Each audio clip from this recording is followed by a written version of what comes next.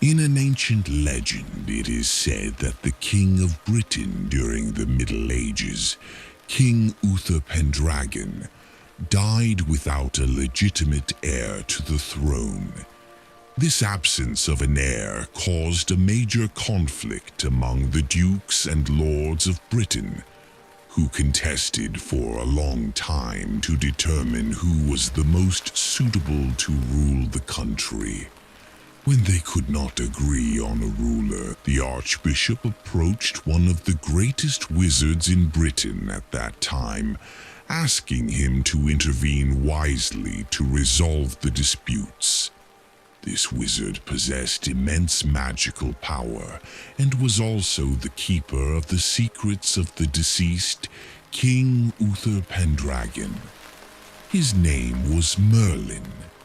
With his cunning, Merlin invited the Archbishop, all the dukes, knights, and anyone who wished to claim the throne to Westminster Church in London. When everyone had arrived, Merlin gathered them in the churchyard, pointing to a large marble stone in which an ancient sword was embedded. With a sly gaze, he told them, "The one who can pull this sword from the stone will rule England." Everyone looked at the sword in astonishment and read the inscription on the hilt, written in gold. "Whoever pulls this sword from the stone shall be the rightful and wisest king in all of England's history." The dukes tried one after another to pull the sword, but it remained firmly embedded, as if it were part of the stone. One duke after another, and knights one by one, none could remove the enchanted sword. Then 2 brothers stepped forward. The elder brother tried with all his strength but could not move the sword. Finally, his younger brother, a boy of about 15, approached. Despite his small frame and seemingly fragile body, he grasped the sword and effortlessly pulled it from the stone. The stone itself seemed to melt away in that moment, leaving the extraordinary sword in the hands of the young boy. He raised the sword, and the crowd, amazed, rushed to crown him. Merlin then revealed an astonishing secret. The boy who had pulled the sword was indeed the legitimate heir of King Uther, his son, Prince Arthur, who had been raised far from his father. After his coronation, young King Arthur freed Britain from invaders and became the greatest warrior in Europe throughout the Middle Ages. His name became associated with countless supernatural events and legendary tales. Even today, King Arthur remains a common figure in literature, epics, films about magic and the supernatural, and even anime and cartoons. But did King Arthur truly exist? European history has a period of about 900 years, known as the Dark Ages or Middle Ages, spanning roughly from 450 AD to 1350 AD. These times were called the Dark Ages due to widespread ignorance, poverty, superstition, fanaticism, wars, and chaos. At the beginning of this period, the Eastern Roman Empire fell to barbarian tribes from northern and central Europe. Rome was already in decline, and after its fall, Britain was left without a ruler. Tribal leaders declared themselves kings, plunging the country into chaos. Eventually, King Uther Pendragon emerged, defeating his enemies and unifying Britain. Under his reign, the country experienced peace and prosperity thanks to his justice and wise leadership. Meanwhile, Merlin, the wizard, lived in secrecy, sometimes appearing in Egypt, specifically in the Library of Alexandria, where he was in charge of the Holy Grail. The Holy Grail, according to Christian mythology, was the vessel from which Jesus Christ drank during the Last Supper. After Christ's crucifixion, Joseph of Arimathea collected drops of Christ's blood in it, washed his body, and buried him. The Grail was believed to hold miraculous powers, including healing the sick and bringing blessings. Because of its significance, King Arthur and his knights were determined to search for it, leading to countless adventures. Merlin himself once tried to steal the Grail from Alexandria, but failed and returned to Britain. Over time, he became a close advisor to King Arthur, alongside Sir Ector, a brave knight and military leader. King Uther Pendragon had no heir to the throne, but he was in love with a married lady named Igraine. However, this love was one-sided, as Igraine was married to Gorlois, the Duke of Tintagel. Here, Merlin's magical abilities became evident. He told the king, "As long as you love the Duke of Tintagel's wife, I can bring you closer to her, but there is a condition. Your union will produce a child whom you must give to me." Although the condition seemed strange, Uther agreed.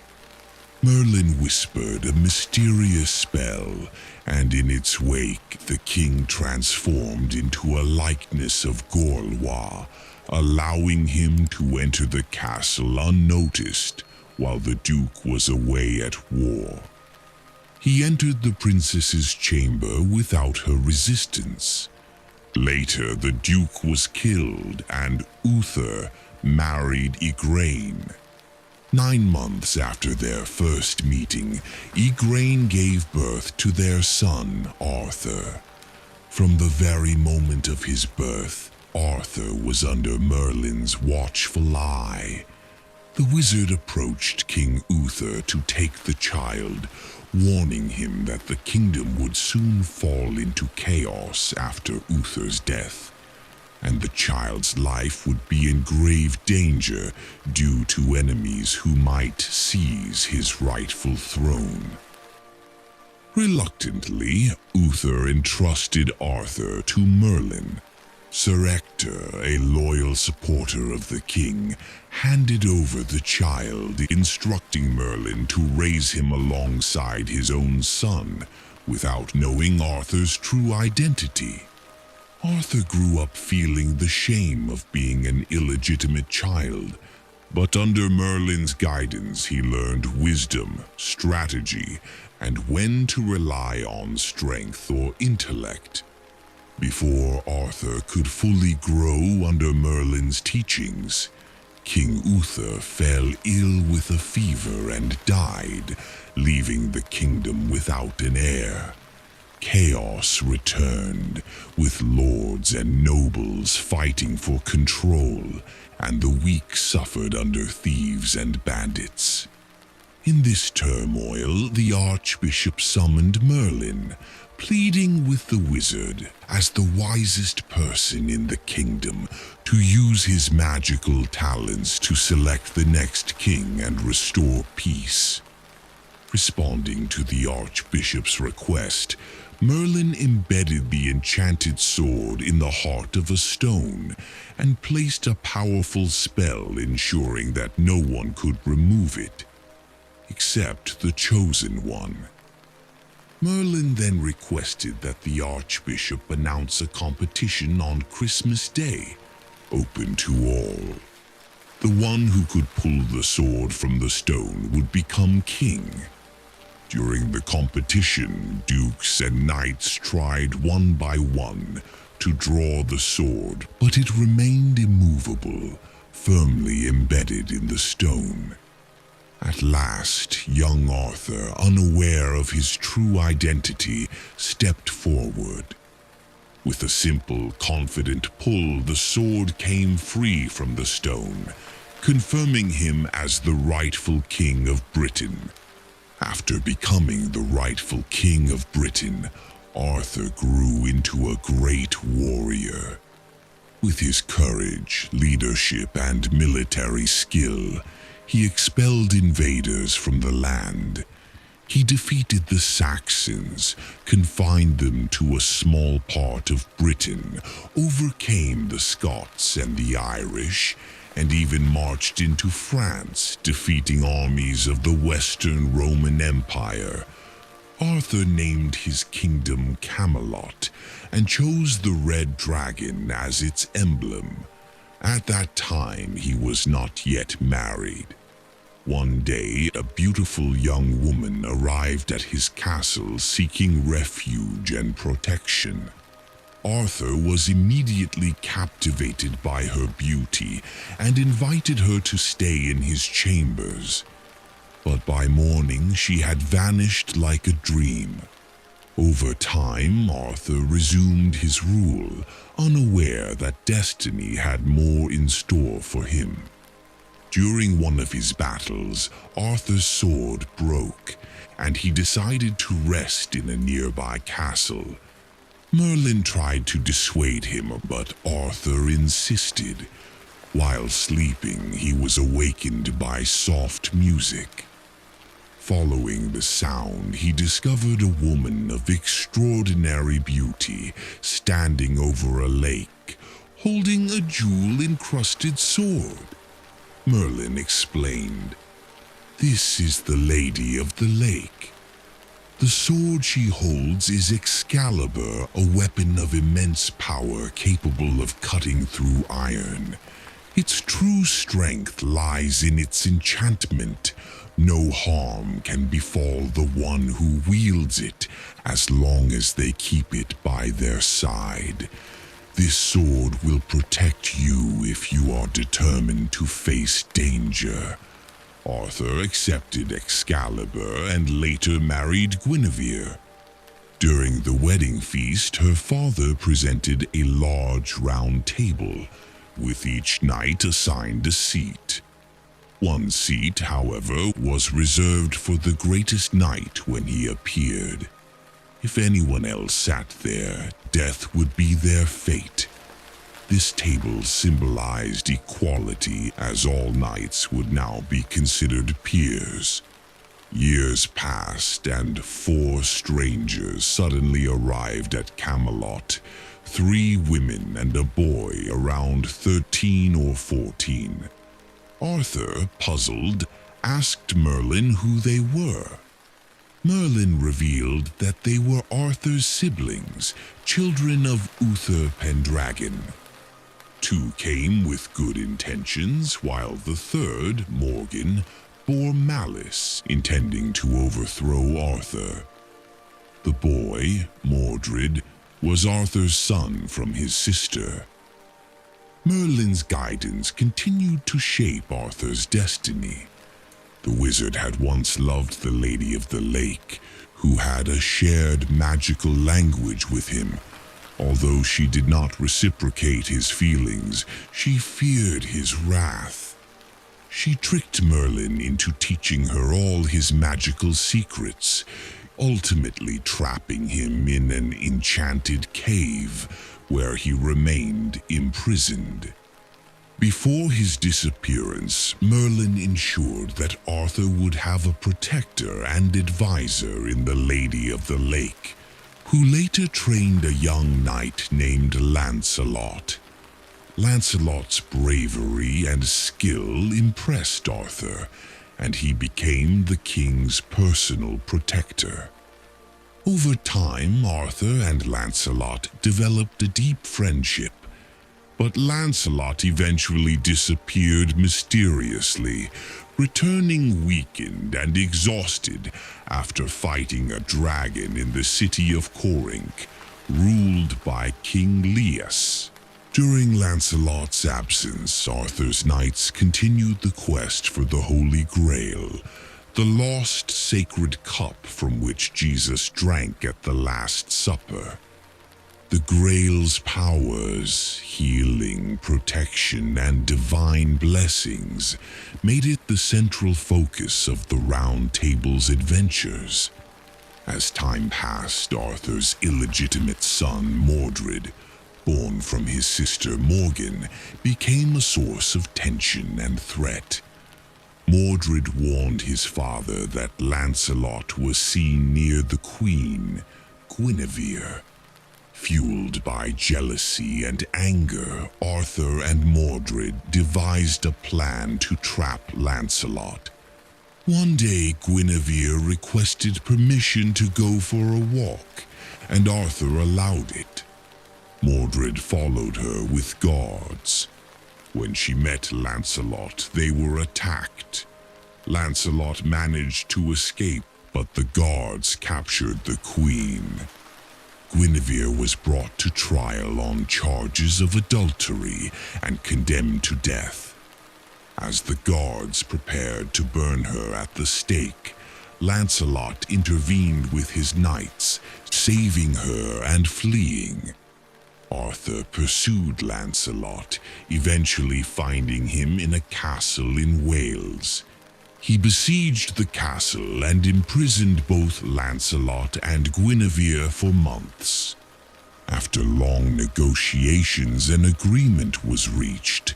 Lancelot would go into exile in France, and Guinevere would return to Arthur. However, the betrayal left Arthur heartbroken.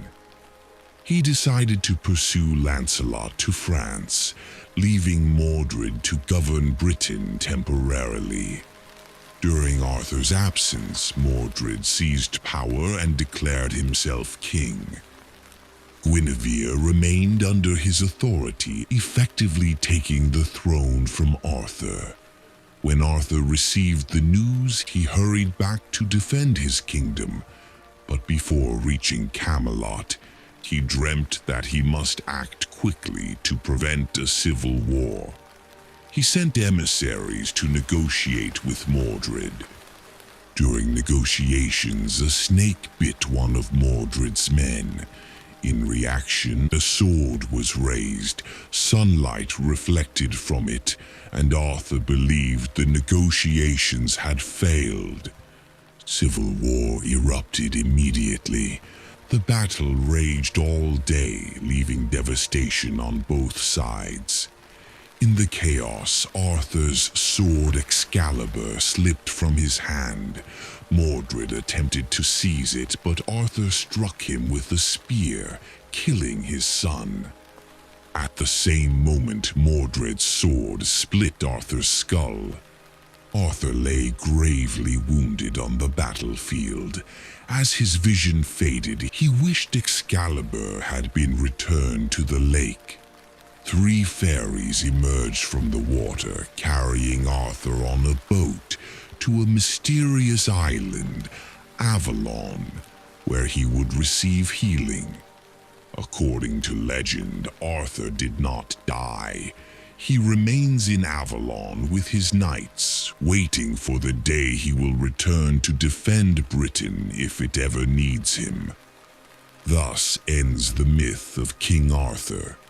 Historically, scholars have tried to separate fact from legend. The earliest written record mentioning Arthur appears around 830 AD in Historia Brittonum by Nennius, a Welsh monk. Nennius described Arthur as a warrior involved in 12 battles, not as a king. The legendary stories were later expanded by Geoffrey of Monmouth in the 12th century, who introduced King Arthur as a ruler in Historia Regum Britannia. Subsequent writers and poets added layers to the legend: the Round Table, chivalry, romance, and the quest for the Holy Grail. By the 15th century, Sir Thomas Malory compiled these tales into Le Morte d'Arthur, forming the basis for most modern adaptations in literature, film, and art.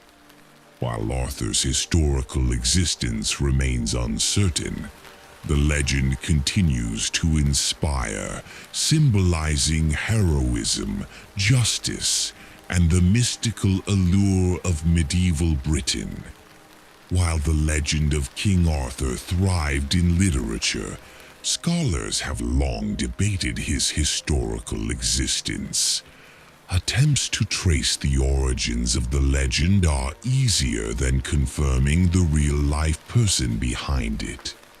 The first documented reference to Arthur appears around 830 AD in Historia Brittonum by Nennius, a Welsh monk. In this text, Arthur is described as a warrior involved in 12 battles, not as a king. The legend was later expanded by Geoffrey of Monmouth in the early 12th century in Historia Regum Britannia. Geoffrey introduced Arthur as a king, drawing on earlier historical records, Welsh folklore, and possibly lost manuscripts.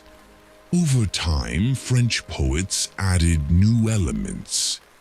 In 1155, Wace introduced the Round Table, while Chrétien de Troyes added romance, chivalry, and later, the quest for the Holy Grail. By the 15th century, William Caxton printed Sir Thomas Malory's Le Morte d'Arthur, which compiled 8 major stories from previous works, establishing the narrative most widely known today. This version influenced hundreds of films, novels, poems, and animations. The historical Arthur, if he existed, likely lived between the 5th and 6th centuries, possibly under a different name such as Riothemus, a leader recorded as traveling from Britain to Gaul in military campaigns. Scholars debate whether Riothemus and Arthur are the same person, as their actions and timelines do not fully align. Archaeological efforts have attempted to locate Camelot and Excalibur. In 1191, monks excavating beneath Glastonbury Abbey claimed to discover 2 coffins with skeletons sealed with royal insignia, allegedly belonging to Arthur and Guinevere. This discovery attracted pilgrims and tourism, but later analysis revealed it was likely a fabrication to increase donations. Other investigations focused on Excalibur. One story involves an Italian priest, Galgano Guidotti, who in 1180 thrust his sword into a stone, mirroring Arthurian legend. His sword, guarded by wolves according to folklore, is preserved in Italy, with studies confirming its age and English origin, though whether it was truly Arthur's remains debated. Researchers have also attempted to identify Camelot, suggesting sites like Cadbury Castle in Somerset, Tintagel, Winchester, Dinart, and other fortresses. Excavations revealed large halls, fortifications, and pottery fragments indicating wealthy inhabitants, but no definitive proof links any site directly to the legendary Camelot. Despite these uncertainties, Arthur's legend remains culturally significant. In Britain, he symbolizes heroism, justice, and national identity. Globally, the legend has inspired creators, transforming literature, cinema, and art. From medieval chronicles to epic films, Arthur's story bridges history and myth, captivating audiences with magic, adventure, and the timeless appeal of heroism.